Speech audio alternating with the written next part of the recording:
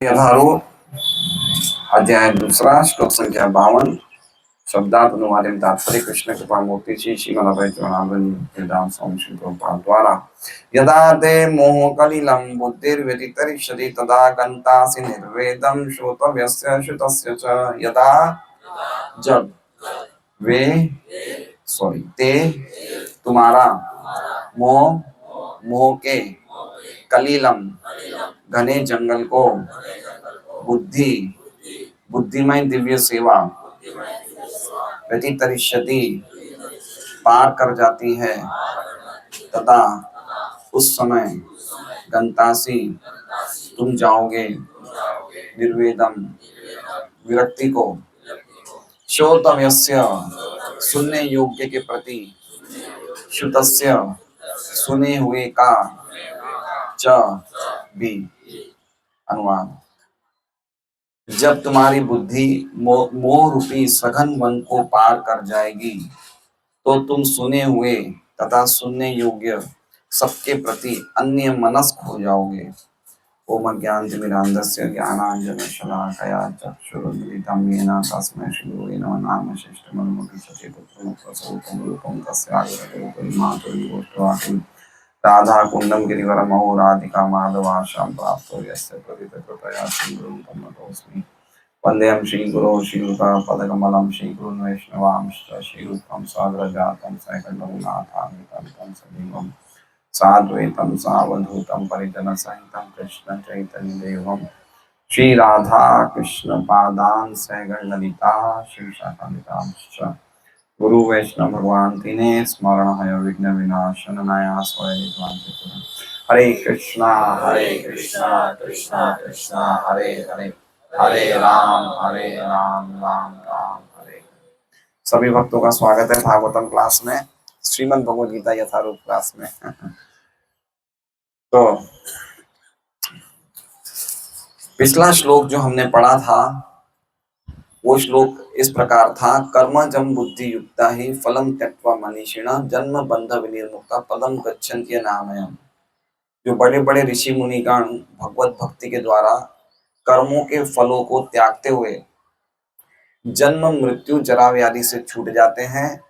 और क्या लिखा है, पदम गच्छन्ति अनामयम्। वो किस पद को प्राप्त करते हैं? पद मतलब भगवान के चरण या फिर भगवान के धाम, है ना। पदम गच्छन्ति अनामयम्, ऐसी जगह पहुंचते हैं जहां पे कोई कष्ट नहीं होता है। पिछले श्लोक का अनुवाद देखिए, बहुत सुंदर अनुवाद है 51वें श्लोक का। आप लोग मेरे पीछे बोलिए, इस तरह भगवत भक्ति में लगे रहकर बड़े बड़े ऋषि मुनि अथवा भक्तगण अपने आप को इस भौतिक संसार में कर्म के फलों से मुक्त कर लेते हैं। इस प्रकार वे जन्म मृत्यु के चक्र से छूट जाते हैं।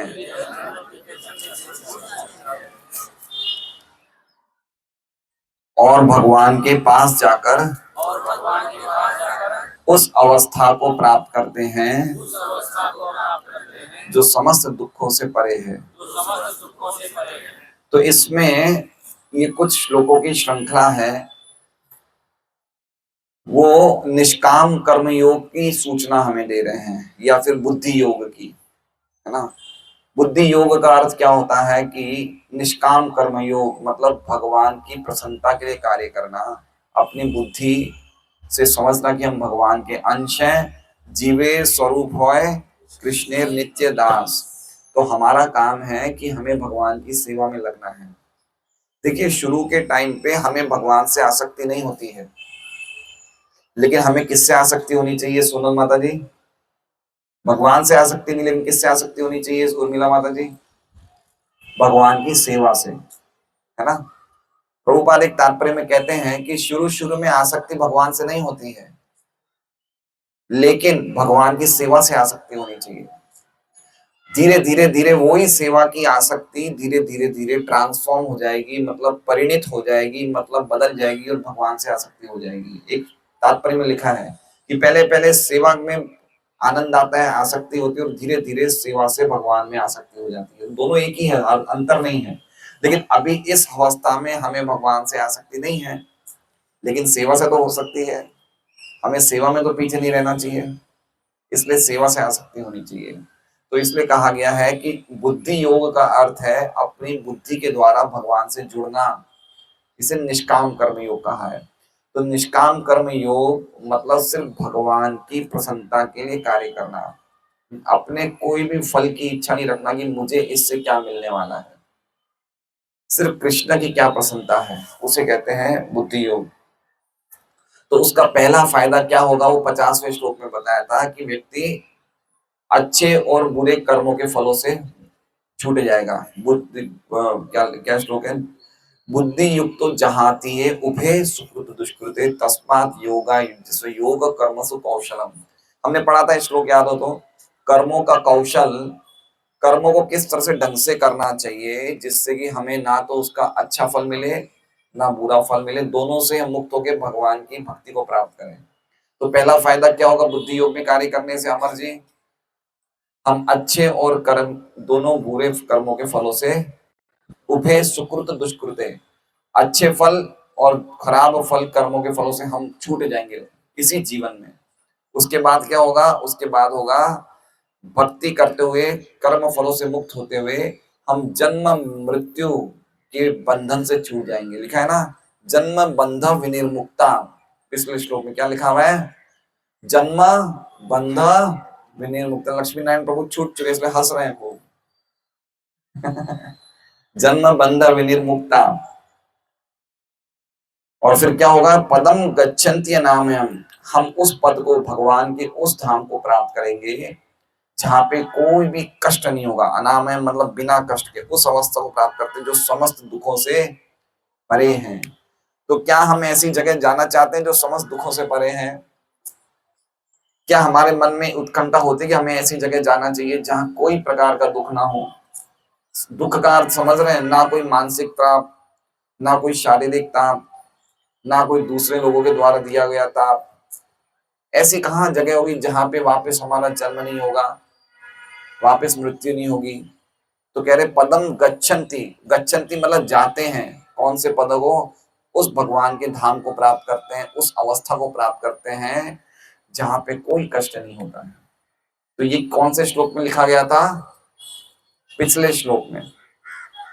तो अब हमारा प्रश्न क्या होना चाहिए, हमारा प्रश्न क्या होना चाहिए सदर्शन प्रभु, वहां कैसे जाएं और कब जाएं।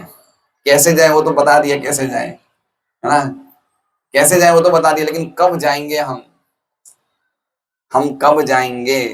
तो उसका जवाब भगवान ये 2 श्लोक में दे रहे हैं, कब जाएंगे। श्लोक संख्या 52 और 53, ये 2 श्लोक के द्वारा भगवान बताना चाहते हैं हम कब जाएंगे। भगवान डेट बता रहे हैं हम कब जाएंगे उस जगह। कौन सी जगह, जहां पे कोई कष्ट नहीं होगा, जहां पे पुनर्जन्म नहीं होगा, जहां पे मृत्यु नहीं होगी। हम एक्चुअली में हम उस जगह जाने के लिए अभी आकर्षित ही नहीं होते हैं, समझ रहे हैं? हमें वहां जाने के लिए कोई अटैचमेंट नहीं है। अभी हमें कहाँ जाने के लिए अटैचमेंट है हरेंद्र जी? अभी हमें रात को 8:30 बजे कड़ोदरा जाने के लिए अटैचमेंट है, सही बात है। हमें डिंडोली जाने के लिए अटैचमेंट है, अपने अपने घरों में जाने के लिए अटैचमेंट है ना। प्रभुपाद बोलते हैं कि शाम को जब पिंजरा खोलते हैं, चिड़िया पिंजरे के बाहर निकल जाती हैं कुछ समय के लिए, पिंजरे के बाहर घूम के वापस कहाँ जाती है, पिंजरे में। तो हम लोग कुछ समय पिंजरे के बाहर निकलते हैं और वापस कहाँ चले जाएंगे, पिंजरे में। अभी हमें कोई अटैचमेंट नहीं है। चैतन्य चैतामृत की एक टीका में प्रभुपाद लिखते हैं कि जैसे जो कीड़ा होता है जो मल में रहता है ना, स्टूल इन द वॉर्म, अरे वॉर्म इन द स्टूल, मल में जो कीड़ा रहता है उस कीड़े को मल से अगर हटा दो तो कहाँ चला जाएगा, वापस मल में पहुंच जाएगा। तो अभी हमारा कोई अटैचमेंट नहीं है, लेकिन एक रास्ता है। क्या रास्ता है अटैचमेंट प्राप्त करने का? क्या रास्ता है? वो भागवत में कहा गया, यस्याम वै श्रूयमाणायाम कृष्ण परम पुरुषे भक्तिर उत्पद्यते पुंस शोक मोह भयापह। खाली श्रीमद् भागवतम का संदेश सुनने से भगवान कृष्ण से भक्ति प्राप्त होती है और हमारा तुरंत शोक मोह भय का नाश होता है। इसलिए अगर हमारा अटैचमेंट नहीं भी है तो भी हमें क्या करना चाहिए, सुनते रहना चाहिए, सुनते रहना चाहिए, सुनते रहना चाहिए। सुनते रहने से धीरे धीरे धीरे हमारा अटैचमेंट हो जाएगा। तो अब ये भगवान इस श्लोक में जवाब दे रहे हैं कि कब जाओगे, कहाँ जाएंगे, कहाँ जाएंगे राम तीर्थ जी?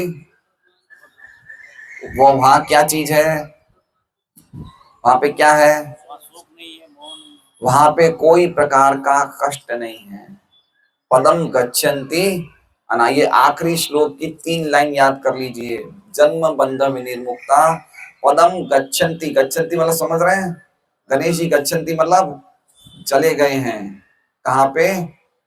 अनामयम, बहुत सारे जिसमें लिखा हुआ है बहुत सारे ऋषिगण, बड़े बड़े मुनि अथवा भक्तगण जा चुके हैं वहां के। ऑलरेडी अर्जुन को भगवान कह रहे हैं कि वहां जा चुके हैं। तो अगर हम में से कोई भक्त भगवान के धाम चले जाएं तो हमें क्या सोचने में मन में आता है कि हम कब जाएंगे, है ना, हम कब जाएंगे। इसी प्रकार का एक और श्लोक है गीता जी में, वीत राग भय क्रोधा मन मया मामुपाशिता बहवो ज्ञान तपसा पूता मद भाव मागता, है ना। राग भय क्रोध को छोड़ के मन मया, मेरे में मन लगा के, माम उपासिता, मेरी शरण में आके क्या है, बहवो ज्ञान तपसा, बहवो मतलब बहुत सारे लोग ज्ञान और तपस्या के द्वारा पूता, पूता मतलब पवित्र हो गए, मद भावम आगता, और मेरे भाव को प्राप्त कर लिए, मतलब मेरा प्रेम प्राप्त कर लिया। तो पिछले पिछले समय में कुछ लोग ऐसे हुए थे जो ऐसा कर चुके हैं। तो इसी प्रकार से भगवान इस श्लोक में बता रहे, पिछले श्लोक में काफी लोग ऐसे जा चुके हैं, पदम गच्छन्ति नामयम्। तो अर्जुन भगवान से पूछे मैं कब जाऊंगा, तो उसके जवाब में भगवान आज का श्लोक कह रहे हैं यदा। क्या कह रहे हैं? यदा। यदा का मतलब उस समय, यदा मतलब जब। अब भगवान कौन सी डेट बता रहे हैं? कोई डेट नहीं बता रहे हैं, अपनी अपनी स्पीड के अनुसार। हो सकता है हम 1 जन्म में पहुंच जाएं, हो सकता है हमें 25 जन्म लग जाएं, हो सकता है हमें 10 जन्म लग जाए, और हो सकता है हम 10 साल में पहुंच जाएं, हो सकता है हम तुरंत पहुंच जाएं। इसलिए क्या लिख रहे हैं भगवान? यदा। यदा मतलब समझ रहे हैं, कोई तारीख नहीं बता रहे हैं। जैसे हम बच्चों की अभी छुट्टियों की, स्कूल कब खुलेगी, कब खुलेगी स्कूल, स्कूल कब खुलेगी हरी? मई में खुलेगी, ये तारीख बता दी, इस तारीख को स्कूल खुलेगी। लेकिन भगवान क्या कह रहे हैं? कोई तारीख नहीं बता रहे हैं, आप अपनी अपनी स्पीड के हिसाब से भागो। सबको किसके हिसाब से भागना है? अपनी अपनी स्पीड के हिसाब से भागो। कोई लोग जल्दी भाग जाएंगे, है ना। हमारे कुछ दीक्षित भक्त हैं, वो बहुत स्पीड में भागेंगे। कुछ दीक्षित भक्त अभी भी मंदिर में देवी देवताओं की फोटो रखते हैं। कुछ दीक्षित भक्त अभी भी बाहर का खाते हैं। कुछ भक्त ऐसे हैं जो मंगल आरती नहीं जाते, तो उनको टाइम लग जाएगा, है ना। इसलिए कह रहे हैं यदा। क्या कह रहे हैं? यदा ते मोह कलिलम। यदा मतलब जब तुम्हारा मोह कलिलम, मोह मतलब, मोह का अर्थ क्या होता है? जब व्यक्ति अपनी पहचान किससे करता है? शरीर से, देहात्म बुद्धि, है ना। अपनी बुद्धि किस, मैं ये शरीर हूं, इसे कहते हैं मोह। समझ रहे हैं बात को? मोह किसे बोलते हैं? जैसे जो चीज आपको ढंग से दिखती नहीं उसे कहते हैं मोह। जो आपको दिख रहा है उसको आप उल्टा समझ रहे हैं। जैसे विनोद जी, आपका जन्म दिवस कौन सी तारीख को है? जन्म दिवस कौन सी तारीख को है आपका? है 5 5 जून। तो जल्दी आने वाला है, प्रीति बहुत जल्दी मिलने वाली है। 5 जून को विनोद जी का जन्म दिवस है। विनोद जी ने बोल रहा है, इस बात से आप लोग सब सहमत हैं? सहमत है ना। लेकिन 5 जून को विनोद जी का मृत्यु दिवस है। क्या है? प्रिया माता जी आए हैं क्या? आए हैं? प्रभु जी आपने आज तो बोल दिया, खबरदार जो आगे से बोल दिया ऐसा। ऐसा कैसा बोल दिया आपने? तो मृत्यु कब शुरू होगी विनोद जी की? जब उन्होंने जन्म लिया तब से उनकी मृत्यु शुरू होगी। तो जन्म दिवस है, मृत्यु दिवस है? क्या दिवस है वो मृत्यु दिवस है। लेकिन हम क्या मनाते हैं? हम जन्म दिवस मनाते हैं। इसे कहते हैं मोह। इसे कहते हैं मोह। समझ रहे हैं आप? अपनी पहचान शरीर से करना कि मैं ये शरीर हूं, शरीर से संबंधित जो भी चीजें हैं वो मेरी है, इसे कहते हैं मोह। कभी आप लोग कोई जेल गए हैं? गए हैं? कितने दिन के लिए?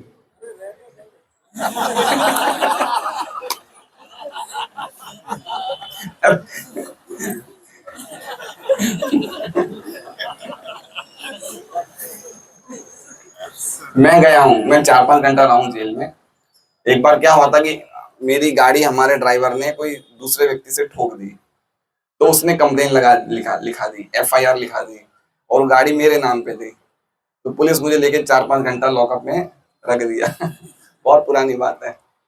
तो अभी हम जेल में जाएं और जेल में हमारे सामने, हमारे लॉकअप में एक और व्यक्ति आ जाए, समझिए, मान लीजिए कि अशोक जी आ जाए जेल में, तो मैं अशोक जी को क्या बोलूंगा?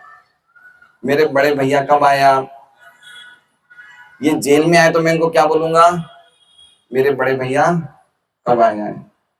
तो ये मेरी अज्ञानता है या ज्ञान है, बताइए? क्या वो मेरे जेल में आने से मेरे भाई बन गए क्या? नहीं बने ना। तो हमारे परिवार में कोई व्यक्ति आता है तो हम क्या बोलते हैं? मेरे ताऊ जी, मेरे चाचा जी, है ना? हम एक ऑलरेडी जेल में हैं। छोटू राम जी, ध्यान से सुनिए, हम ऑलरेडी जेल में है ना, ये जेल ही तो है। और जेल में हमारे घर में कोई परिवार में जन्म लेता है, पता नहीं कहाँ से आ रहा है, किसको मार के आ रहा है, क्या करके आ रहा है, वो कोई ना कोई शरीर प्राप्त करता है, और हम उससे क्या बोलते हैं? ये मेरा बच्चा है, ये मेरे काका हैं, ये मेरे ताऊ हैं। सब कैदी तो है ना, अलग अलग उल्टे सीधे कार्य करके शरीर मिल रहा है, तो कोई शरीर मिल रहा है मतलब कुछ ना कुछ तो उल्टे सीधे काम किए होंगे। लेकिन जब हमारे परिवार में, तो हमें क्या लगता है? ये मेरे चाचा है, ये मेरे मम्मी है, ये मेरे पापा है। ये क्या है? ये मोह है। क्या है ये? मोह है। इसलिए कह रहे हैं यदा ते मोह कलीलम, इस मोह से निकलना बड़ा मुश्किल है। मोह मतलब समझ रहे हैं? ये शरीर जिसमें 9 द्वार हैं, ये 9 द्वारों में से हमेशा गंदी चीजें निकलती हैं, लेकिन इस शरीर के 9 द्वारों से हमें क्या मिल रहा है? सुख मिल रहा है। ये हम चाहते हैं हमें से सुख मिल जाए, ये संभव है क्या? लेकिन हमें क्या लग रहा है? हमें सुख मिल रहा है। समझ रहे बात को? जैसे मान लीजिए ये बिल्डिंग है, ये बिल्डिंग में ऊपर से गटर का एक पाइप नीचे आ रहा है, और गटर के नीचे पाइप से ऊपर से गटर का पानी नीचे निकल रहा है, और आप नीचे मुंह खोल के बैठे हैं। कितना अमृत मिल रहा है? अरे उसमें से गटर का पानी निकल रहा है ना? तो उसी प्रकार से शरीर के 9 द्वारों में से गंदी निकल रही चीजें निकल रही है, लेकिन हमें क्या लग रहा है? ये शरीर को स्पर्श करने से, इसको देखने से, इसको गले लगने से हमें क्या मिल जाएगा? सुख मिल जाएगा। तो ये मोह हुआ नहीं हुआ? अगर आपको पढ़ना है तो पिंगला का एक बहुत सुंदर दृष्टांत आता है भागवतम के 11वें स्कंद में। पिंगला एक वैश्या थी पूर्व काल में, काफी लाखों साल पहले। तो वो एक दिन रात को अपने घर के बाहर खड़ी थी कि कोई ना कोई कस्टमर आएगा जिससे मुझे पैसे प्राप्त होंगे, और पूरी रात खड़ी रही, कोई भी कस्टमर या कोई भी ग्राहक नहीं आया। वो घर के बाहर गई, घर के अंदर आई, और उसको बहुत ज्यादा बेचैनी हुई, और बेचैनी होते होते उसे वैराग्य प्राप्त हो गया। और वैराग्य प्राप्त हो गया मतलब उसको उसी टाइम कुछ ज्ञान हो गया, मतलब इतना दुख हुआ, उसी मन के इतने कष्ट हुए, तो उसके मनों के इतना दुख प्राप्त किया उसने, तो उससे उसका वैराग्य हो गया।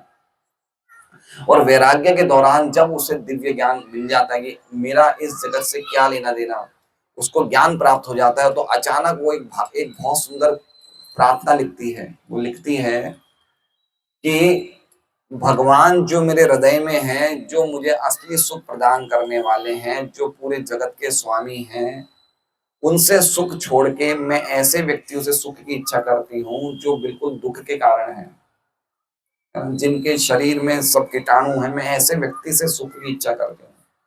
तो पॉइंट ये है कि जब ये ज्ञान मिल जाए कि हम शरीर नहीं है, शरीर से हमारा कोई लेना देना नहीं है, मेरा असली संबंध भगवान से है, मैं आत्मा हूँ, मैं शरीर नहीं हूँ। और यद्यपि मेरी अभी अनुभूति नहीं हुई कि मैं शरीर हूँ, लेकिन आत्मा हूँ, लेकिन चूंकि मैं भक्ति योग के नियमों का पालन करूंगा या करूंगी तो मुझे ये अनुभूति हो जाएगी कि मैं शरीर नहीं, मैं आत्मा हूँ और भगवान के चरणों में प्रेम प्राप्त करना, शुद्ध भक्ति में सेवा प्राप्त करना ही मेरे जीवन का उद्देश्य है। जब उसको ऐसी स्थिति प्राप्त हो जाए तो उसका मोह खत्म हो जाता है। ठीक है, तो इसमें क्या लिखा हुआ है, यदा ते मोह कलीलम। कलीलम मतलब घना जंगल। कलीलम का अर्थ क्या होता है, घना जंगल। कौन सा घना जंगल है ये, कौन सा घना जंगल है, झारखंड का घना जंगल है क्या कमल कृष्णा प्रभु? कौन सा जंगल है, कौन सा घना जंगल है रंजीत बताइए। इस घने जंगल का नाम क्या है सुरेश जी? प्रभु बताइए, द्वारकाधीश प्रभु। मोह, ये लिखा हुआ तो है, देखिए आप पढ़िए ना, इसमें लिखा हुआ है मोह रूपी सघन वन। इस घने जंगल का नाम क्या है, मोह है। और घना जंगल क्यों कहा है इसे? आप कभी घने जंगल आपने देखे नहीं है, लेकिन घने जंगल ऐसे होते हैं कि अगर उनमें अगर हम प्रवेश कर लें तो उसमें सूर्य की रोशनी भी घुस नहीं सकती है। जब रासलीला के दौरान गोपियां भगवान को ढूंढने जाती है तो ऐसे घने जंगल में प्रवेश कर जाती है, उनको कुछ दिखता ही नहीं, तो वो सोचते हैं कि चलो हम वापस यहाँ से निकल जाएं। घना जंगल मतलब समझ रहे हैं, इतना घना होता है, इतना घना होता है कि कुछ दिखता ही नहीं कि हम कहाँ जाएं, ये रास्ते जाएं, ये रास्ते जाएं, कहाँ जाए, क्या होगा। व्यक्ति पूरी तरह से कंफ्यूज हो जाता है कि मुझे जाना कहाँ है। तो उसी प्रकार से मोह में जब व्यक्ति होता है, जब मोहग्रस्त होता है, उसको यही नहीं पता चला कि मेरा जीवन का उद्देश्य क्या है, मैं क्या कर रहा हूँ, मुझे क्या करना चाहिए, मुझे क्या नहीं करना चाहिए। वो जीवन भर क्या रहता है, कंफ्यूज रहता है। समझ रहे हैं, क्या रहता है, कंफ्यूज रहता है।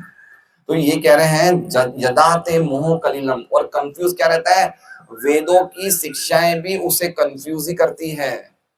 यद्यपि वेदों की शिक्षाएं कंफ्यूज करने के लिए नहीं है, तो कंफ्यूज कैसे करती है कि भाई देखो, जो आप तो हो पुरुष, तो पुरुष के क्या क्या धर्म है, ये करो आप है स्त्री, स्त्री के क्या क्या धर्म है, ये करो आप। लेकिन क्या आप पुरुष हो, क्या आप स्त्री हैं, क्या हम आत्मा हैं? तो हमें जो वेदों से शुरुआत की शिक्षा मिलती है उसका आधार क्या है, अविद्या। क्या आधार है, अविद्या है, नहीं है। वर्णाश्रम की, हम जो धर्म का पालन करते हैं, वर्णाश्रम में क्या बताया जाता है, मैं ब्राह्मण हूँ, मैं क्षत्रिय हूँ, मैं वैश्य हूँ, मैं शूद्र हूँ, मैं ब्रह्मचारी हूँ, मैं गृहस्थ हूँ, मैं वानप्रस्थ हूँ, सन्यासी हूँ। तो ये व्यक्ति की पहचान किससे हो रही है, किससे हो रही है, शरीर से हो रही है ना। तो शरीर से जब पहचान होगी तो जो भी ड्यूटी करेगा वो सब मोहग्रस्ती होगी। लेकिन ऐसा क्यों बताया जाता है वेदों में कि कम से कम उसे तो पालन करो, अगर उसे भी नहीं करोगे तो तुम्हें जीवन में क्या करना है पता ही नहीं चलेगा। इसलिए वेदों की जो शिक्षा होती है वो शुरुआत में, यद्यपि वो शिक्षा हमारे कल्याण के होती है, कल्याण के लिए होती है, लेकिन अल्टीमेटली वो मोह से भरी हुई होती है। हमें कुछ नियमों का पालन बताया जाता है, वो उसके लिए है जो भगवान की भक्ति नहीं कर पा रहे उनके लिए है। लेकिन हमें तो पता चल गया ना हमारा उद्देश्य क्या है, हम कौन हैं, हम कौन हैं, हम भगवान के अंश हैं, हम भगवान के नित्य सेवक हैं, हम भगवान के दास हैं। हमारा क्या काम है, भगवान की नित्य सेवा में लगना है।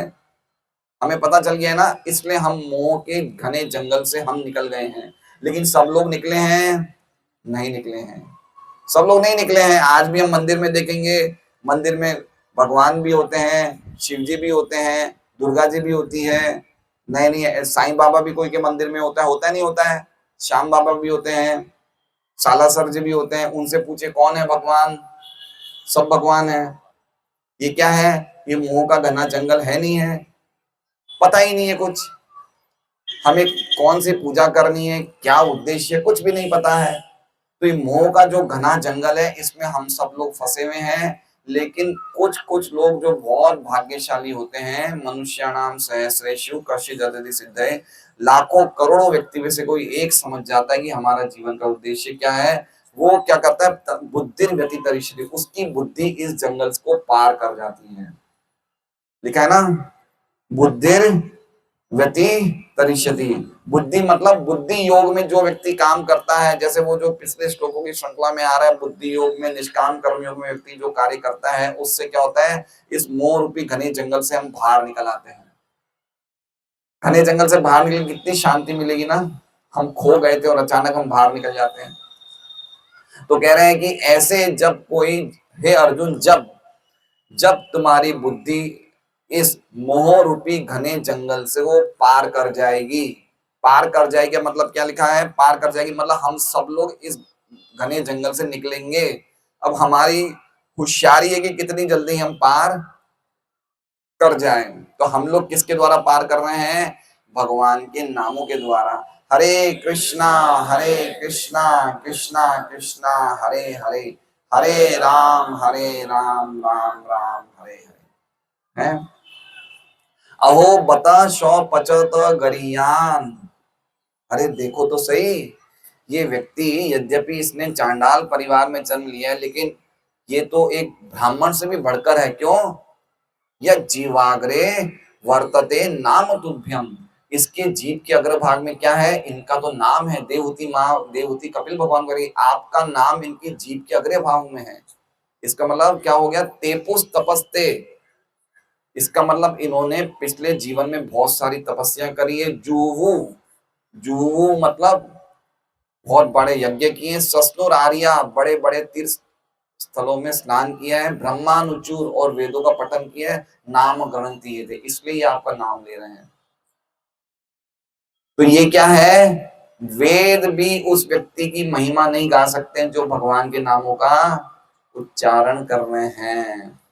लेकिन साथ में भगवान गीता जी में क्या कहते हैं, जन्म कर्म च मे दिव्यम एवं यो वेत्ति तत्वतः त्यक्त्वा देहं पुनर्जन्म नेति मामेति सोऽर्जुन। जो तत्व से मुझे जानता है मेरे जन्म और कर्म को कि कैसे दिव्य है, वो ही पुनर्जन्म को प्राप्त नहीं करता है, अभी तू मेरे पास आता है। तो कृष्ण कीर्तन करना कैसे करना है, कैसे करना है, वो महान महान ऐतिहासिक कृष्ण के कीर्तन नहीं, वो कृष्ण नहीं जो निर्विशेष भ्रम से प्रकट हुए, वो कृष्ण नहीं, या वो कृष्ण नहीं जो कुछ कुछ अनैतिक काम कर रहे, वो कृष्ण का कीर्तन कर। देखिए कृष्ण को हम नहीं समझेंगे, उनका नाम लेंगे तो जरूरी नहीं वो नाम लेने से हम भगवान के धाम को प्राप्त करें। कृष्ण कृष्ण बोलेंगे, लेकिन कृष्ण कृष्ण बोल के हमें लगेगा कि कृष्ण तो जो करते वो मैं भी कर सकता हूं, या कृष्ण के भी ऊपर कौन है, निर्विशेष ब्रह्म है जिसका कोई रूप नहीं है। या कृष्ण एक बहुत ऐतिहासिक व्यक्ति थे जिन्होंने बड़े बड़े काम किए, लेकिन कभी कभी उन्होंने कुछ गलतियां भी कर दी। ऐसे कृष्ण को हम समझेंगे और इस प्रकार समझ के हम हरे कृष्णा बोलेंगे तो भगवान के धाम नहीं जाएंगे। तो कैसे समझना है कृष्ण को, तो ब्रह्म संहिता का एक श्लोक पढ़ते हैं, आप बोलिए, यस्य प्रभा प्रभवतो जगदंड कोटि कोटेश अशेष वसुधारि विभूति भिन्नम तत्ब्रह्म निष्कलम अनंतम अशेष भूतम गोविंदमादि पुरुषम तमं भजामि। ऐसे कृष्ण को समझिए। कोई इस श्लोक का कोई अर्थ बता सकता है, खाली एक श्लोक का अर्थ अगर हम समझ जाएं तो इसी जीवन में कृष्ण कीर्तन करते हुए हम भगवान के धाम चले जाएंगे। खाली ये श्लोक का अर्थ कोई बता दीजिए।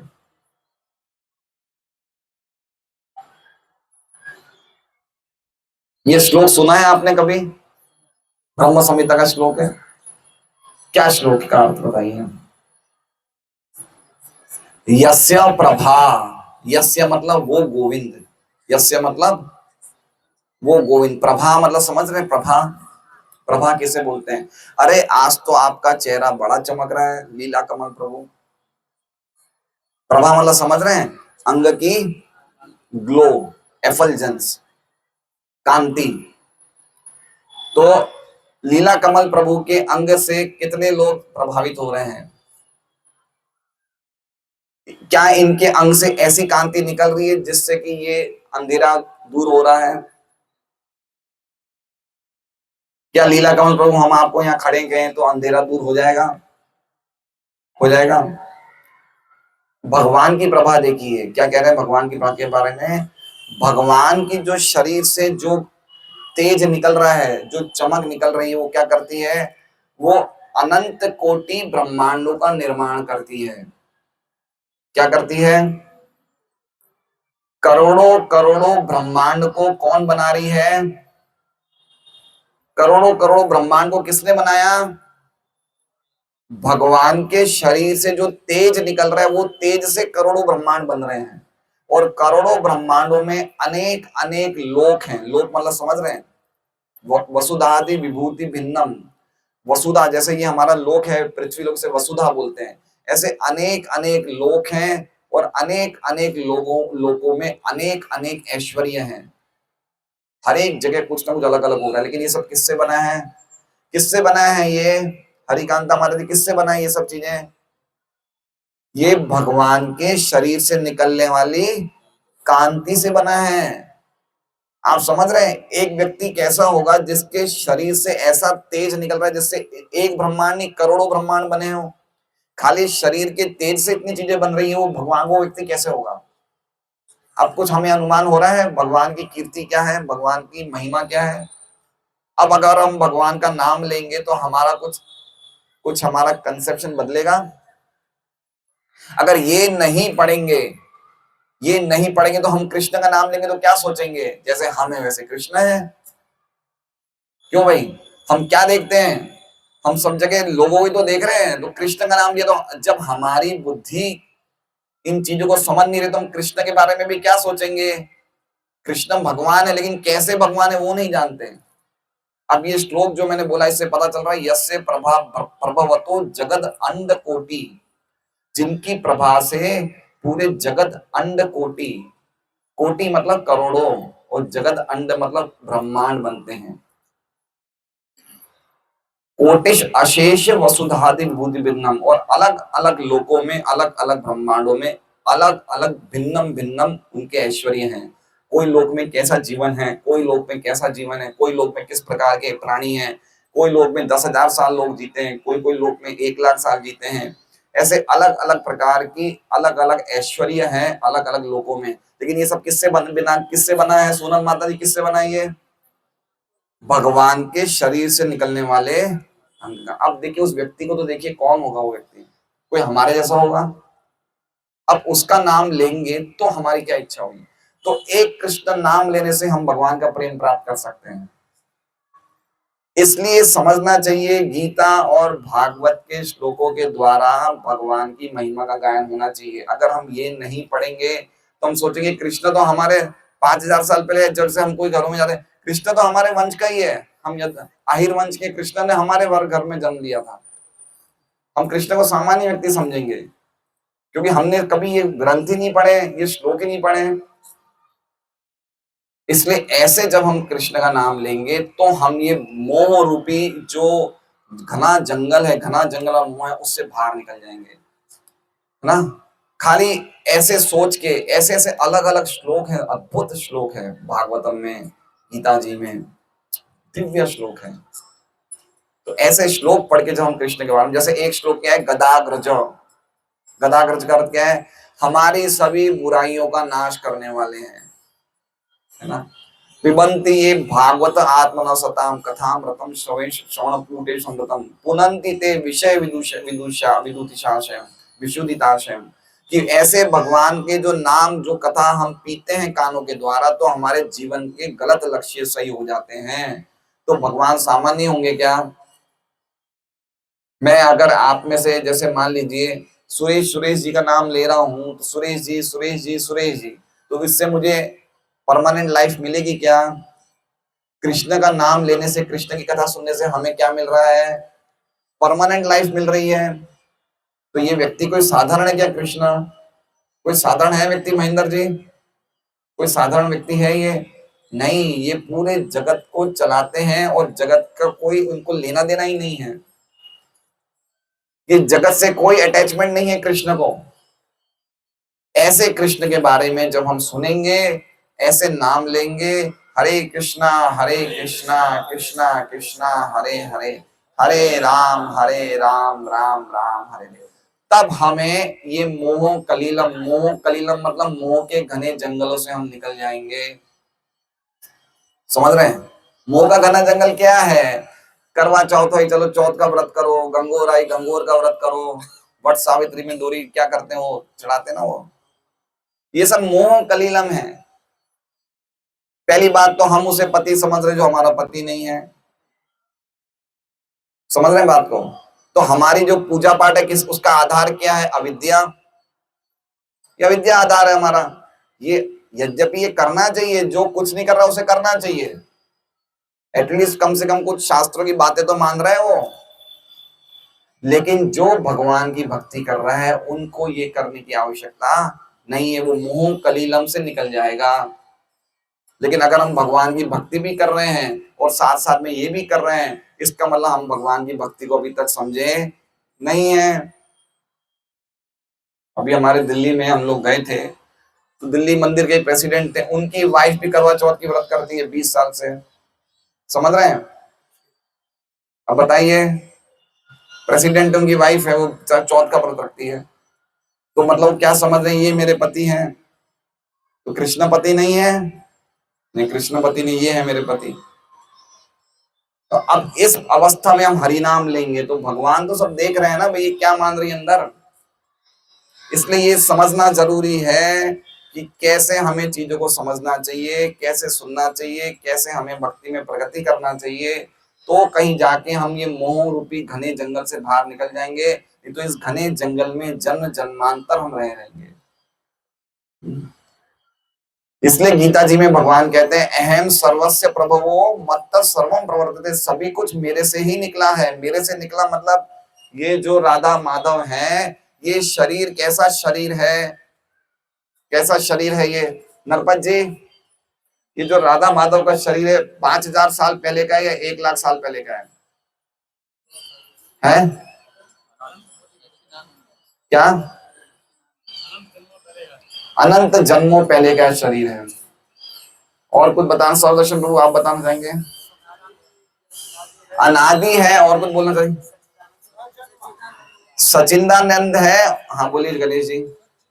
सचिदानंद, ये शरीर सचिदानंद, तो हम भी सचिदानंद ही हैं, लेकिन इस शरीर से ही सब कुछ निकल रहा है। समझ रहे हैं बात को? अभी हमने क्या बोला? यस्य प्रभा, भगवान की अंग कांति से जगत बन रहे हैं। तो ये जो भगवान का दिव्य शरीर है, इस शरीर से पूरा जगत का निर्माण हो रहा है। तो इस शरीर समझ रहे हैं क्या है? जन्मादि अस्यतो अन्वयादि तरस, ये कोई सामान्य कृष्ण नहीं है। तो जब ये सामान्य कृष्ण नहीं है, तो अगर हमारी जगत में मेरी पत्नी से, मेरे बच्चों से, मेरे धन से, मेरे परिवार से मेरा बेटा कब फर्स्ट रैंक आएगा, इन चीजों से आसक्ति तो कृष्ण से आसक्ति होगी क्या? नहीं होगी। माफ करते हैं भाई जी, नहीं होगी। ये संभव नहीं है, ये बिल्कुल संभव नहीं है। अगर हम एक तरफ इन चीजों से आसक्ति रखेंगे, कृष्ण के पास कोई जरूरत नहीं है, कृष्ण इनसे आकर्षित नहीं होते हैं। कृष्ण कोई भी हमारी भौतिक काबिलियत से आकर्षित नहीं होते हैं। उन्हें आकर्षित खाली शुद्ध भक्ति ही करती है, और कोई चीज आकर्षित नहीं करती है। 16,108 रानियां इतनी सुंदर थी कि अगर कोई वो आंखों के झरोकों से वो बड़े बड़े कामदेव को भी मार देती थी, लेकिन कृष्ण की इंद्रियों को भी नहीं हिला सकी वो। कृष्ण उनके सौंदर्य से आकर्षित नहीं थे, कृष्ण किससे आकर्षित थे? उनकी भक्तिमय सेवा से। तो उसी प्रकार से अगर हम भगवान को आकर्षित कर सकते तो एकमात्र हमारी भक्तिमय सेवा से आकर्षित कर सकते हैं, तो ही हम इस मोह के जंगल से बाहर निकलेंगे। नहीं तो कोई चांस नहीं है। मोह में रहेंगे तो यही नहीं पता हम क्या कर रहे हैं। अरे कोई अंधेरे में व्यक्ति को यही नहीं पता, कभी कभी इतना अंधेरा होता है पास में कौन है वो ही नहीं दिखता हमें, तो हम तो मोह के जंगल में हैं। तो कह रहे हैं यदा ते मोह कलिलम बुद्धिर व्यतितरिष्यति, जिस समय तुम्हारी बुद्धि जो निष्काम कर्म योग में लगी हुई है, जो बुद्धि बुद्धि योग में लगी हुई है, इस मोह रूपी घने जंगल को पार कर जाएगी, तदा गंतासि निर्विदम। तदा तदा मतलब उस समय, उस समय गंतासि मतलब तुम चले जाओगे। कहाँ चले जाओगे? निर्वेदम। निर्वेदम मतलब तुम वैराग्य को प्राप्त कर लोगे। किस चीज से वैराग्य प्राप्त कर लोगे? श्रोतव्यस्य श्रुतस्य च। श्रोतव्य मतलब जो तुम सुन चुके हो, और श्रुतस्य मतलब जो तुम सुनने वाले हो, उन दोनों से ही वैराग्य प्राप्त करोगे। उसमें तुम्हारा कोई अटैचमेंट नहीं रहेगा। मतलब समझ रहे हैं? श्रोतस्य श्रुतस्य मतलब कर्म कांड में, वेदों के कर्म कांड के हिस्से में बहुत सारे हमें प्रॉमिस दिए गए हैं। अगर तुम ऐसे कार्य करोगे तो तुम्हें पुण्य मिलेगा, तुम स्वर्ग जाओगे। तो ये सब जो लुभावने आकर्षण है, इससे हम विरक्ति को प्राप्त कर लेंगे। हमारा कहीं भी मन नहीं करेगा, हमारा खाली एक ही काम रहेगा, मुझे भगवान की सेवा में लगे रहना है, इसी में मेरा परफेक्ट कंप्लीट, और कोई हमारा अटैचमेंट कोई चीज में नहीं रहेगा। तदा गंतासी निर्वेदम, उस समय जब तुम सभी प्रकार के वेदों के लुभावनी बातों से कोई तुम्हारा अटैचमेंट नहीं रहेगा, तुम पूरी तरह से वैराग्य प्राप्त कर लोगे। उस समय तुम्हारा मोह का ये जंगल से निकल जाओगे, उस टाइम तुम इस मेरे धाम को प्राप्त कर चुके होंगे। समझ गए अर्थ इसका? आप लोग समझ गए? मतलब कहने का मतलब, भौतिक जगत में जो भी हम शुभ काम करते हैं, अशुभ काम करते हैं, जो भौतिक जगत में अच्छे माने जाते हैं, उनसे हमारा कोई अटैचमेंट नहीं रहता है। किससे अटैचमेंट रहता है? खाली भगवान की भक्ति से ही हमारी सेवा में ही मन लगा रहता है। तो समझना चाहिए कि अब हमने मोह के घने जंगल को पार कर लिया है। ठीक है, श्लोक समझ गए हरिंदर जी?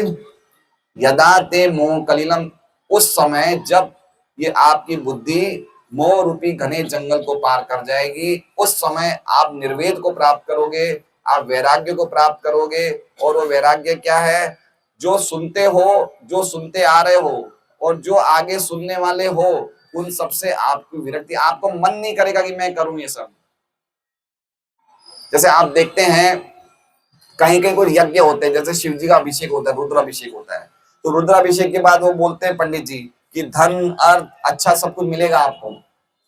समझ रहे? ऐसा आप कोई भी पूजा पाठ है, कुछ ना कुछ बोलते हैं आगे। सीताराम जी बात सही नहीं है? सही है। लेकिन जब भक्त ये सब सुनेगा ना, उसका कोई भी अटैचमेंट इन चीजों में नहीं रहेगा।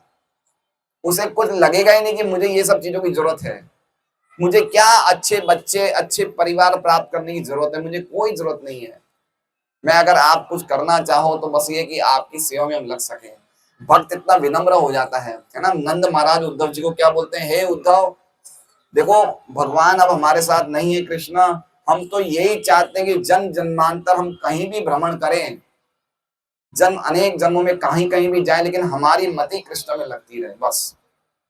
तो ये कृष्ण में मति लगने का अर्थ क्या हो गया? कृष्ण की सेवा में मति लगनी चाहिए। जैसा मैंने पहले बताया, सेवा में आसक्ति होगी तो कृष्ण में आसक्ति होगी, क्योंकि सेवा करना मतलब कृष्ण के दर्शन करना, भगवान की सेवा करना और भगवान को देखने में कोई अंतर नहीं है। यही तो अद्वैय ज्ञान है, इसे तो बोलते परम ज्ञान। यही तो मोह के जंगल से दूर होना है। हमें लगेगा कृष्ण अलग है और उनकी सेवा अलग है, इसका मतलब हम कृष्ण को नहीं समझे। तो ये मोह से निकलना है। तो ये इस श्लोक का अर्थ है। अब हम लोग तात्पर्य पढ़ेंगे।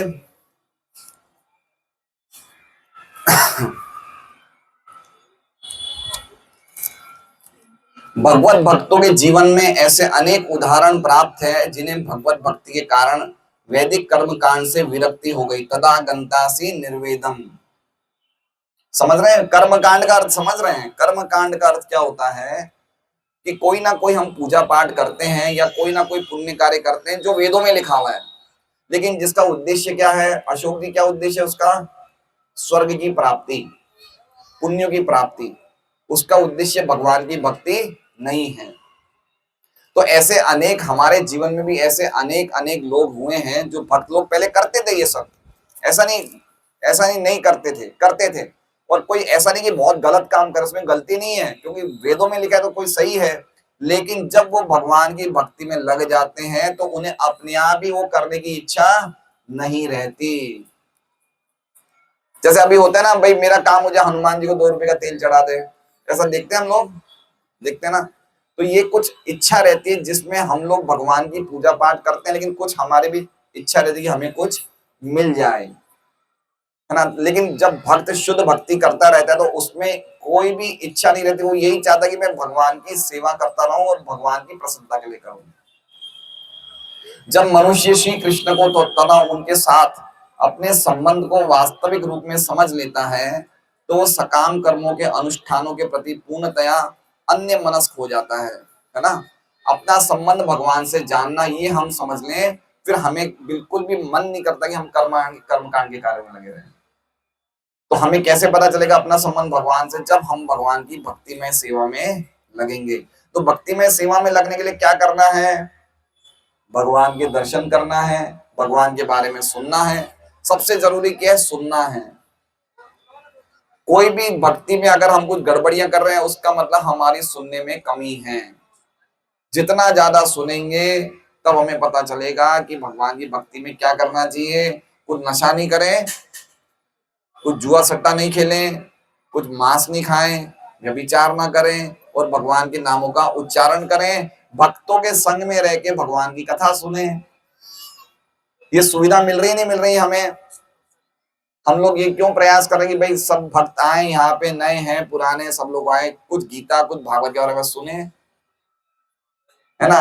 करोड़ों करोड़ों कर्म कांड के फल भी गीता कथा भागवत कथा सुनने की बराबरी बिल्कुल नहीं कर सकते।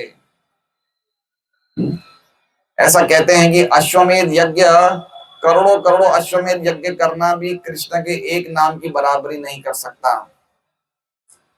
तो जब भक्त ये सब सुनते हैं, जैसे आदि पुराण में क्या लिखा हुआ है, अभी पता चलेगा सत्संग के बाद आप इस आदि पुराण की बात कितनी मानते हैं। आदि पुराण में क्या लिखा हुआ है?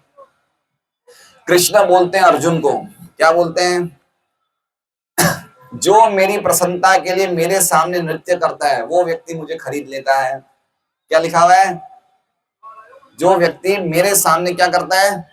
मेरी प्रसन्नता के लिए नृत्य करता है, वो क्या करता है? मुझे खरीद लेता है। तो अद्वैत आचार्य चैतन्य महाप्रभु को बोलते हैं, बोले मेरे जीवन की एक ही सिद्धि है, मैं भगवान की भक्ति में भगवान के नाम से कीर्तन में खाली नृत्य करता रहूं। और हमें नृत्य करते हुए कैसी शर्म आती है ना।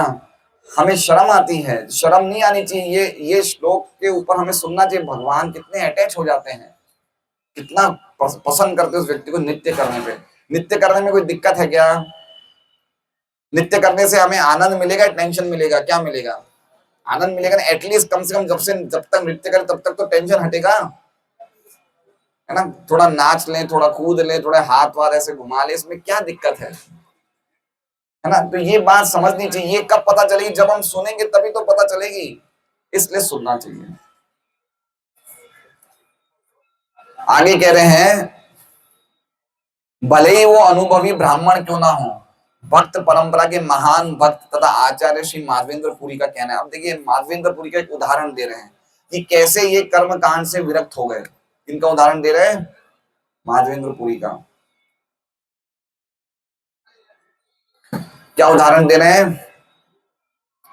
संध्या वंदन भद्रम अस्तु भवतो, भो स्नान तुभ्यम नमो, भो देवा पितरश्च तर्पण विधौ, नाहं क्षमा क्षम्यताम्, यत्र क्वापि निषद्य यादव कुलोत्तमस्य कंसदृश, स्मारं स्मारमगम हरामि तदलम, मन्ये कि मन्ये न मे। बहुत सुंदर प्रार्थना। देखिए प्रार्थना क्या है, इसका हम अनुवाद पढ़ते हैं, ध्यान से सुनिए। ये माधवेंद्र पुरी हैं, माधवेंद्र पुरी जिन्होंने श्रीनाथ जी के गोपाल जी को प्रकट किया। श्रीनाथ जी गए आप लोग? श्रीनाथ जी, नाथ द्वारा में श्रीनाथ जी की सुंदर शिव विग्रह है। वो उन्होंने अपनी प्रेम भक्ति से श्रीनाथ जी को प्रकट करने वाले माधवेंद्र पुरी। कहाँ पे? गोवर्धन पे। गोवर्धन में एक जगह है गोविंद कुंड, वहां माधवेंद्र पुरी की भजन स्थली है। अगर आप जाएं कभी परिक्रमा लगाने तो वो जगह जरूर जाइएगा। माधवेंद्र पुरी की बड़ी कृपा प्राप्त होगी। ये प्रार्थना उन्होंने गाई है माधवेंद्र पुरी ने, जो लिखते हैं, हे मेरी त्रिकाल प्रार्थना हो तुम्हारी जय हो। क्या कह रहे हैं? त्रिकाल मतलब ये दिन में कितनी बार प्रार्थना करते थे? 3 बार। तुम्हारी जय हो।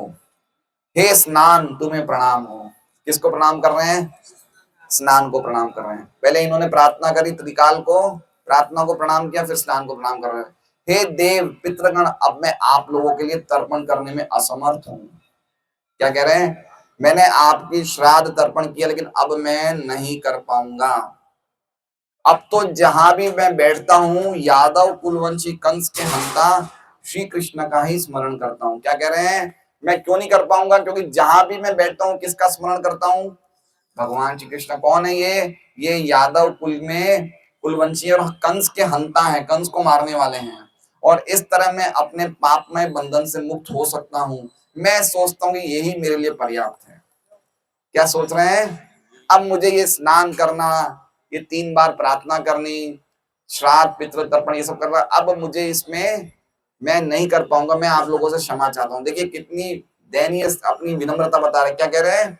मैं आपसे क्षमा चाहता हूँ, अब मैं ये नहीं कर पाऊंगा। ये किनके लिए? ये उनके लिए, हमारे लिए नहीं है। कल को आप नहीं बोलते ना, हे मंगल आरती मैं आपसे क्षमा चाहता हूँ, मैं सुबह नहीं उठ सकता हूँ। ये इन लोगों के लिए जो 24 घंटा भगवान को भूल ही नहीं सकते थे। समझ रहे हैं? ऐसा नहीं कि हम स्नान करना ही छोड़ दें। अरे कौन स्नान करेगा भाई? माधवेंद्रपुरी तो कहाँ स्नान को प्रणाम कर रहे हैं, मैं तो नहीं कर पाऊंगा। ये उनके लिए है जो ऐसी प्रेममय अवस्था को प्राप्त हो गए हैं कि इनको उठते बैठते खाली कृष्ण ही दिखते हैं। इन्होंने कब स्नान किया, कब खाया, इनको होश ही नहीं रहता है। तो ऐसी स्थिति में इन्होंने ये सब छोड़ दिया। अभी हमारी ऐसी स्थिति नहीं है, इसलिए टाइम पे स्नान भी करना चाहिए। श्राद्ध पे हमें हमारे पितरों को श्राद्ध करते हैं, भक्तों को प्रसाद भी खिलाना चाहिए, हमें करना चाहिए। लेकिन माधवेंद्रपुरी की बात बता रहे हैं, क्यों किया उन्होंने? वो ऐसी स्थिति पे पहुंच गए। पहले करते थे लेकिन अब छोड़ दिया। तो हम लोग भी जो चीज हमारी भक्ति में जरूरी है वो हमें करना चाहिए। अगर हम पितृ तर्पण श्राद्ध कर रहे हैं, भक्तों को प्रसाद खिला रहे हैं, कीर्तन कर रहे हैं, तो करना चाहिए, है ना। अगर हम स्नान करने से अच्छी तरह हरे कृष्ण बिना नहाए स्नान करें और हम हरे कृष्णा बोले और स्नान करके करें तो कौन सा अच्छा है? स्नान करके तो हमें करना चाहिए, मंगल आरती करना चाहिए, है ना। मंगल आरती में भगवान हमें एक विशेष आदान प्रदान करते हैं। देखिए आप कोई भी मंदिर में चले जाएंगे, बड़े बड़े मंदिरों में सबसे ज्यादा भीड़ कब होती है? मंगल आरती में। बाकी टाइम में नहीं होती है। आप गोविंद देव जी के मंदिर जयपुर जाइए, सुबह 5,000 लोग तो खाली मंगल आरती में रहते हैं। बाकी टाइम इतने मंगल आरती में नहीं रहते, क्योंकि मंगल आरती में कृष्ण विशेष आदान प्रदान भक्तों से करते हैं।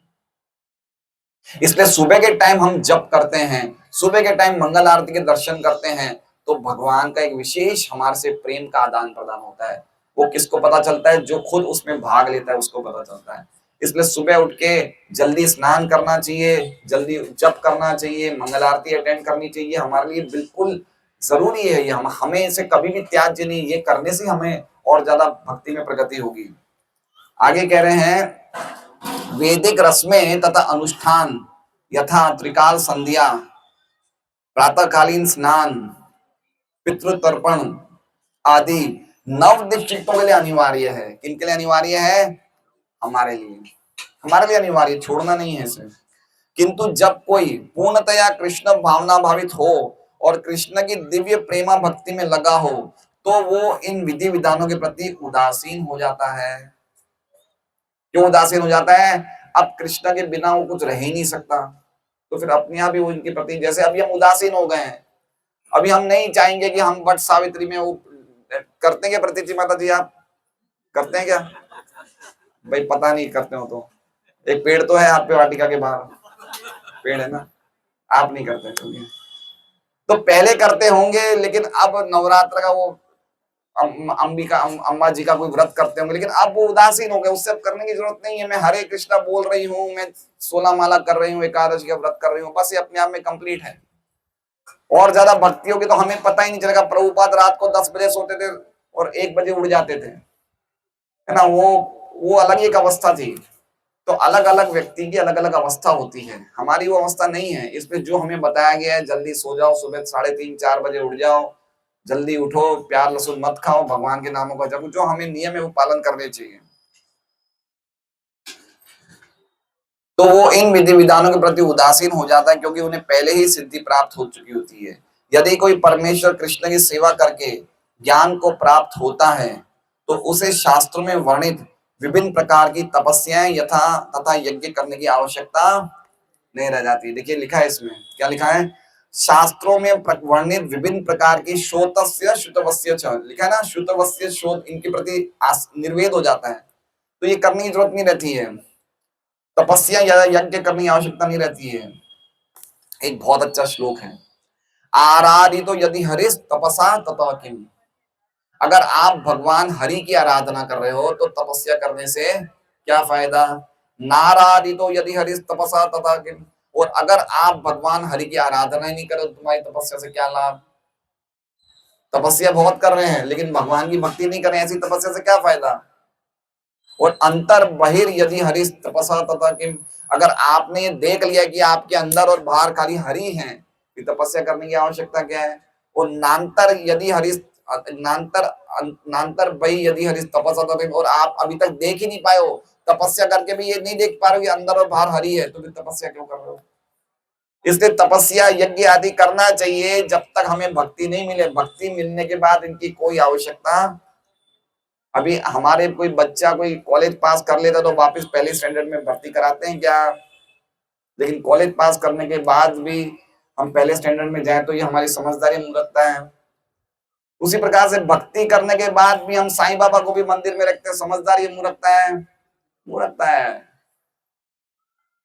बज्जर मूर्ख है हम। अभी भी पिक्चर में जाएंगे, लारी होटल का खाएंगे, अरे भाई तुम सबसे ऊंची जगह पहुंच गए हो, ये सब क्या करने की आवश्यकता है? इतना सुंदर प्रसाद भगवान के भक्त 12 बजे से प्रसाद बना रहे हैं। एक पीतल का बर्तन लिए, वो पीतल का बर्तन किसी को मार दो लंबा ही हो जाए, इतना भारी बर्तन है, उसे उठाने में 10 आदमी चाहिए। इतना मेहनत करके भक्त इतना दिव्य प्रसाद बनाते हैं, ये प्रसाद को छोड़ के हम लोग बाहर का खा रहे हैं, ये कोई थोड़ी एक भक्ति के लक्षण है। तो समझ रहे बात को? ये प्रसाद लेना चाहिए, बाहर नहीं खाना चाहिए। तो इस प्रकार से कह रहे हैं कि भक्ति करने के बाद और कोई आवश्यकता नहीं रह जाती यज्ञ तपस्या की। इसी प्रकार जो ये नहीं समझता कि वेदों का उद्देश्य कृष्ण तक पहुंचना है और अपने आप को खाली अनुष्ठान आदि में व्यस्त रखता है, वो केवल अपना समय नष्ट करता है। देख लिया आपने, ब्राह्मणों की कथा देख ली ना, भगवान के सखा जा रहे हैं ब्राह्मणों के पास कि अरे कृष्ण बलराम है, कुछ भोजन दो भाई। बोले हमें यज्ञ करना है ना। तो हम देखना है कि भाई साक्षात हम भगवान का नाम ले रहे हैं, अब और कोई चीज की जरूरत नहीं है, कोई चीज नहीं है।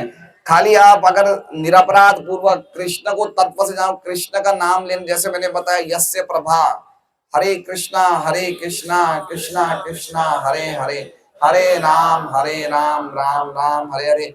भागवत पढ़ लीजिए, गीता पढ़ लीजिए, आपका नॉलेज कंप्लीट है और कोई चीज की जरूरत नहीं। शंकर शिव पार्वती सब आपकी सेवा करने में लग जाएंगे, सब खुश हो जाएंगे, बोले ये भक्त कैसे आया, इतना महान भक्त।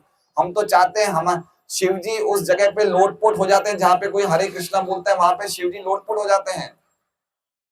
शिव जी नाचने लग जाते कि अरे इस भक्त ने हरे कृष्णा बोला। शिव जी, गणेश जी, पार्वती जी, दुर्गा जो भी है वो भगवान के भक्तों पे विशेष कृपा करते हैं।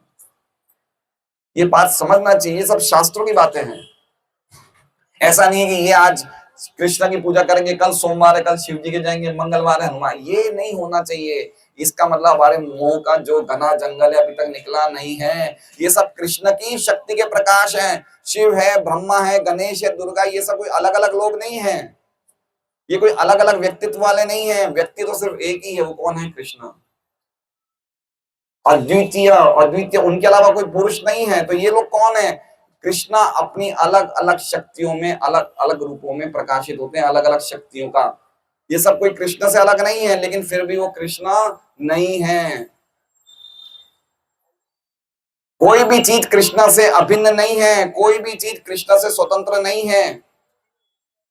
कहीं भी कोई भी सत्ता किसी व्यक्ति की वो कृष्ण से स्वतंत्र नहीं है। सब जगह कृष्ण का ही एक्टिव प्रिंसिपल है। पानी का मिठास क्या है निराधारा माता जी? पानी का स्वाद क्या है? पानी का स्वाद कृष्ण है। चंद्रमा की तेज क्या है? वो कृष्ण है ना। आकाश में ध्वनि क्या है? वो कृष्ण है। वेदों में ओंकार क्या है? वो कृष्ण है। ऐसे समझिए कृष्ण को। कृष्ण को हमारी बुद्धि से मत समझिए। हमारी बुद्धि कौन सी है? मोह के घने जंगल वाली बुद्धि है। शास्त्रों की दृष्टि से देखिए कृष्ण कौन है, तो हमें भजन करेंगे तो हमें फल मिलेगा। लेकिन हम पढ़ेंगे ही नहीं, गीता भागवत नहीं पढ़ेंगे, करेंगे गर्व से कहो हम हिंदू है, तो कहां गर्व है?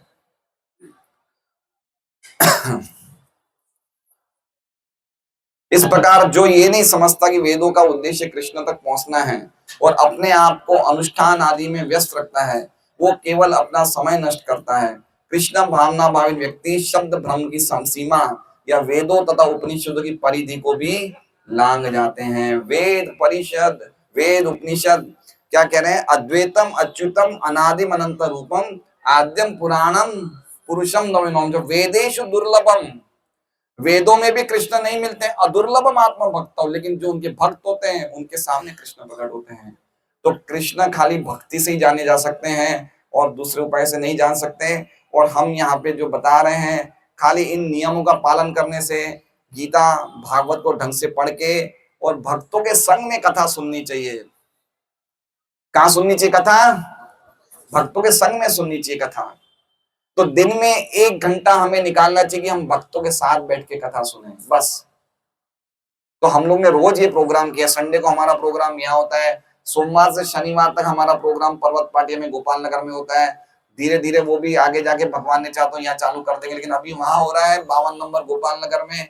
आप लोग सुबह आइए, वहां पे 7:45 से 8:45 बजे तक हमारा प्रोग्राम होता है और उसमें बाद सबके लिए प्रसाद होता है। तो डेली हम जब भक्तों के संग में सुनेंगे तो हम मोह के जंगल को निकाल देंगे, ऐसे हटा देंगे, झाड़ियों को हटा देंगे। हमें दिखेगा अरे मैं कहाँ जंगल में फंसा था, इसे तो मैं पत्नी समझ रहा था, ये तो ज्वालामुखी है, ये मेरे बाप है, ये मेरे माँ है, ये सब तो मेरे बंधन है, मैं तो कृष्ण का हूं, मुझे वहां जाना है। ये भावना आई है कि हमारे मन में, लेकिन ये बात सच है, बात सच है, इसमें कोई डाउट नहीं है। बाकी जो हमारे रिलेशन है वो कुछ समय के लिए है, बाद में चले जाएंगे सब, है ना। चित्रकेतु के बेटे क्या बोलते हैं, मैं कितने कौन से जन्म में तुम मेरे पिता थे भाई, इतने जन्म में कितने पिताओं को बदल चुका हूं। तो यही तो मोह है, ये समझना चाहिए। ये दिव्य समय मिला है, मनुष्य शरीर मिला है, दुर्लभम है, इसमें अगर हम नहीं करेंगे, भगवान के भक्तों के संग में कथा नहीं सुनेंगे तो कब सुनेंगे? तो इसके लिए हमें इस तरह से हम कथा सुनेंगे तो हमारी सभी तरह के वेदों के आदेश में अनासक्ति होगी, खाली कृष्ण भक्ति भी लगे रहेंगे, जो वेदों का परम आदेश है। वेदेश सर्वे अहमेव विद्यो। तो अब हम संपूर्ण समय विराम लेते हैं, 7:30 बज गए। हरे कृष्णा। श्रीमद् भगवद गीता की जय। कोई प्रश्न है तो आप पूछ सकते हैं।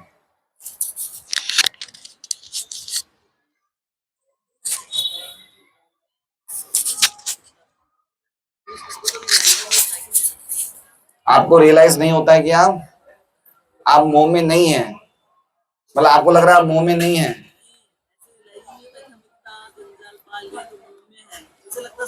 हाँ, मतलब वो यही है ना, हमें लग रहा है हम मोह में नहीं है, लेकिन हम मोह में ही है।